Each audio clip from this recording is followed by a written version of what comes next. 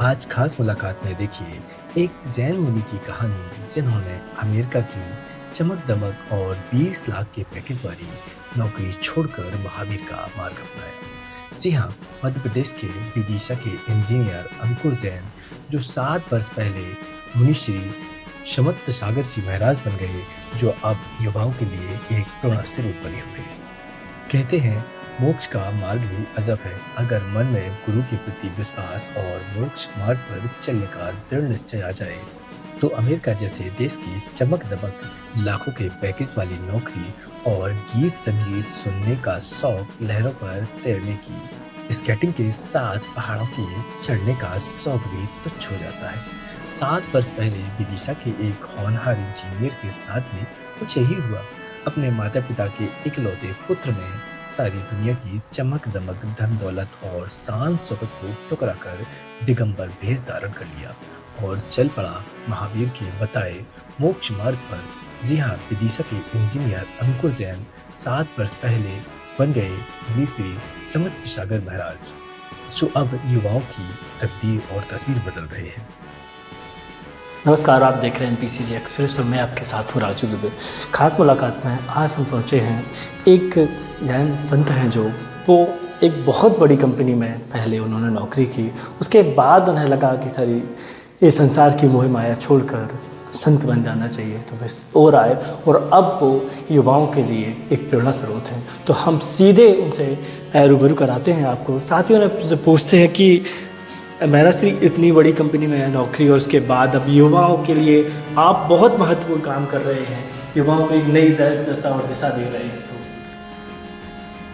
हाँ, आप कह सकते हैं बड़ी कंपनी थी, क्योंकि लोगों का ख्वाब होता है ऐसे स्थान पर पहुंचना जहां हम पहुंच गए हैं।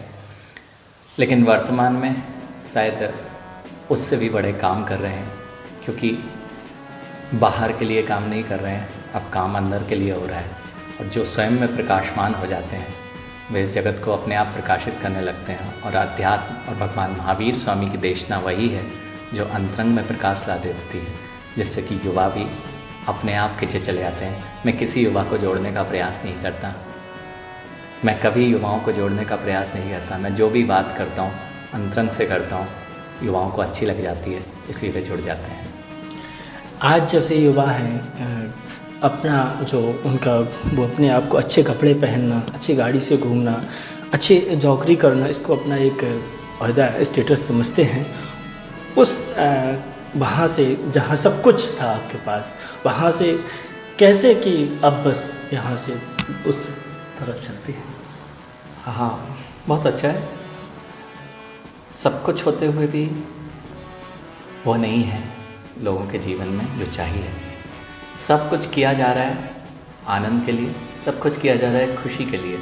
लेकिन मैं जब बड़ी बड़ी कंपनीज़ में भी रहा, मैंने देखा लोग बड़े हैं, अपने में ही बड़े हैं, लोगों के सामने बहुत छोटे हो गए हैं। जो दोहरा जीवन चल रहा था, लोग दिखावे का जीवन, दोहरा जीवन जी रहे थे। दोहरे जीवन से जब अंतरंग में बैठ के देखेंगे तो साधना का मार्ग ही श्रेष्ठ है, जो दोहरेपन से तुम्हारी रक्षा करता है। दोहरे व्यक्ति लोगों को दिखा तो सकते हैं हम अच्छे हैं, लेकिन जब अपना आईना देखते हैं तो अपनी आँखों को अपनी आँख से नहीं मिला पाते हैं। मैं सारे युवाओं से ये कहूँगा, कार्य ऐसे करो जो तुम अपनी आँख से आँख मिला सको। बाकी कार्य दुनिया के बहुत लोग कर सकते हैं, लेकिन यदि तुम अपनी ही आँख से आँख नहीं मिला पाए तो दुनिया में सब कुछ होने के बाद भी तुम्हारे पास कुछ भी नहीं बचेगा। मैं कुछ समय से देख रहा हूँ कि ख़ासतौर से इंडिया में संतों के द्वारा युवाओं के लिए एक नया मार्गदर्शन दिया जा रहा है। हर उन्हें धार्मिकता से जोड़ा जा रहा है और धर्म के तरफ ज़्यादा अब युवा जुड़ भी रहे हैं। कैसे देखते हैं आप इन सब चीज़ों को? वास्तविकता यह है कि भारतीय परंपरा हमेशा से विकासशील नहीं रही, विकसित रही थी। हम आज जो बाहर की सभ्यताओं से प्रभावित हुए, हम ह्रास की ओर बढ़ गए थे। तो संस्कार में जो बीज हैं भारतीय परंपरा के, भारतीय संस्कृति के, वे तो हमेशा से उच्च थे, उच्च हैं। और वह बीज को मात्र सही भूमि है, लेकिन उसको खाद पानी देने की पुनः आवश्यकता है। आज सारे संत महंत यही कर रहे हैं कि हमारी जो पूर्व संस्कृति थी, पूर्व में जो भारत की परंपरा थी, वह महावीर स्वामी और भरत का भारत, वह आदिनाथ भगवान की श्रमण परंपरा से जो भरत भगवान थे जिसके नाम से भारत है, वह यदि फिर से वैसा ही हो जाएगा और उसका पूरा का पूरा जिम्मेदारी हमारे युवाओं के उस कंधों पर ही होती है। इसलिए युवाओं को आकर्षित करना और युवाओं को प्रेरणा देना मतलब पूरे भारतवर्ष को उस स्थान पर पहुंचाना जहां वह चाहता है। मैं युवाओं की तरफ से एक और आपसे चीज़ जानना चाह रहा हूँ कि सबसे सरल मार्ग क्या है युवाओं के लिए भक्ति से जुड़ने का या धर्म मार्ग से जुड़ने का? सबसे सरल मार्ग यही है कि हम बाहर को सुनने की जगह कुछ देर अंदर में सुनना प्रारंभ करें, और जैसे ही आपको अंतरंग की ध्वनि आएगी बाहर से आप कट जाएंगे। अर्थात कटने का अर्थ यहाँ पर जियोगे सबके साथ, लेकिन वो नहीं कर पाओगे जो सब कर रहे हैं। करना वह चाहिए जो मन आपका कह सके। हम दिमाग के काम बहुत जल्दी कर लेते हैं, मन की नहीं सुन रहे हैं, और मन हमेशा बता देता है। युवाओं को ये ध्यान रखना चाहिए, जब जब मन तुम्हारा नहीं बोले ना, वो कार्य मत करो। आज दिक्कत यही है, मस्तिष्क की मानी जाती है, मन की नहीं मानता है व्यक्ति, और इसलिए जब मन की नहीं मानता है तो बाद में पछताता है कि मैंने ऐसा क्यों कर लिया। चाहे वह माता पिता को छोड़ना हो, चाहे वह नशे की आदतें हों, चाहे वह जुआ, शराब, सट्टा, ये सारी विसंगतियाँ जो हैं, और माता पिता से दूरी बनाना, किसी दूसरे के साथ अपने माता पिता को दूसरे के साथ जाने के लिए माता पिता को छोड़ देना और माता पिता को घर से बाहर निकाल देना, ये सब विसंगतियाँ हैं। हर जीव बाद में पछताता मिलता है, क्योंकि वह दिमाग की सुन रहा था, दिल की नहीं सुन रहा था, और दिल की सुनता तो कभी पछताना नहीं पड़ता। ये भी देखा जा रहा है कि जो नए युवा है वो गलत आदतों की तरफ भी ज़्यादा जा रहे हैं। उनके लिए क्या रहेगा? चूँकि आजकल देखा जा रहा है कि लोग अपने माँ बाप जिन्होंने एक जगह पहुँचाया, चाहे वो एक अच्छी जॉब कर रहे हों, चाहे एक अच्छा स्थान पा रहे हों, वहाँ पहुँचने के बाद भी वो अपने माता पिता को साथ रखना नहीं चाहते। फिर चाहे वो बहू और लड़का हो या फिर और लोग। सर, मेरे से ऐसे में क्या करना चाहिए? इसमें मैं युवाओं की गलती कम मानता हूँ और उनके पेरेंट्स की गलती ज़्यादा मानता हूँ, क्योंकि आज जो कहते हैं ना, गर्व से आईएएस बनाना चाहता है आदमी। यदि गर्व से आईएएस और इंजीनियर, डॉक्टर बनाने की जो होड़ लग चुकी है, पहले ये नहीं था। अंग्रेज़ों ने भी भारत पर शासन इसी दम पर कर पाए कि इनकी धार्मिक आस्थाओं को चोट पहुंचाओ, इनको धर्म से दूर कर दो। लॉर्ड मैकाले ने जब एक संदेश अपने देश में जाकर कहा था कि भारतीय संस्कृति इतनी विकसित है, इनकी धार्मिक आस्थाएं इतनी अच्छी हैं, ये पारिवारिक संबंधों को इतना स्थान देते हैं, धर्म की कीमत करते हैं और अपने संस्कारों पर अड़िग हैं, इस देश पर विजय प्राप्त करना संभव नहीं है। लेकिन उसने ही फिर उपाय ढूंढा था कि जब तक इनको धर्म से दूर नहीं किया जाएगा, तब तक इनके जीवन को हम इन पर विजय प्राप्त नहीं कर सकते। और यही हुआ। उन्होंने जो स्कूली परंपरा लाए थे, उस सुबह हर व्यक्ति मंदिर जाता था। छोटे से छोटा बालक से पहले मंदिर जाएगा, दान दक्षिणा करेगा, उसके बाद वह विद्या अध्ययन के लिए जाता था।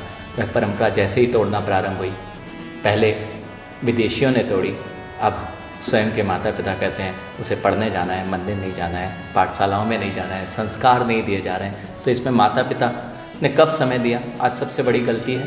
आज भी अगर समझ जाएं कि आज दोनों को जॉब करना है, माता पिता दोनों को जॉब करना है। जब बेटे को आवश्यकता है तुम्हारी माँ की, तो माँ जॉब पे है। जब तुम्हें आवश्यकता होगी बेटों की, तो वो भी कहेंगे मेरे पास समय नहीं है। इसलिए जब तक हम स्वयं बच्चों की उस नींव को नहीं सुधारेंगे, अर्थात उन्हें पढ़ाई के साथ साथ संस्कार, धर्म, सदाचार, ये चीज़ें गुरुओं के पास ले जाना, ये चीज़ें नहीं करेंगे, हम अपनी युवा पीढ़ी को स्थापित नहीं कर पाएंगे। इसलिए हमें तो सुधारना होगा, बाल्यावस्था से संस्कार देने पड़ेंगे, तब जाके हमारी युवा पीढ़ी संभल पाएगी। मैं क्षमा चाहता हूँ, एक सवाल मैं आपसे जुड़ा भी पूछना चाहता हूँ। जबलपुर से सफ़र शुरू हुआ अमेरिका, और अमेरिका से फिर अपनी भूमि का इंडिया, कैसा रहा है पूरा? हाँ, आपने कभी बाहर घूम के आए? बाहर घूम के आए, बहुत अच्छा लगता है बाहर घूमने में, है ना? लेकिन जब घर पे आते हो तो कहते हैं आनंद आ गया। बाहर उतनी देर रहा जा सकता है जब तक थोड़ा बहुत आनंद लेना हो, लेकिन जब घर पे व्यक्ति आता है, 8 दिन बाहर घूम के आओगे ना, फिर घर आओगे तो क्या लगेगा? कुछ भी खाने नहीं है घर में, कुछ भी भोजन करने नहीं, पानी की भी व्यवस्था नहीं है, लेकिन अपने घर आ गए, चैन और सुकून होता है। मुझे भी लोग कहते हैं कि आप विदेश घूम के आए, विदेशी महाराज हो, लेकिन मैं कहाँ विदेशी हूँ, मैं तो अपने देश का था, अपने देश में निवास करने के लिए जा रहा हूँ।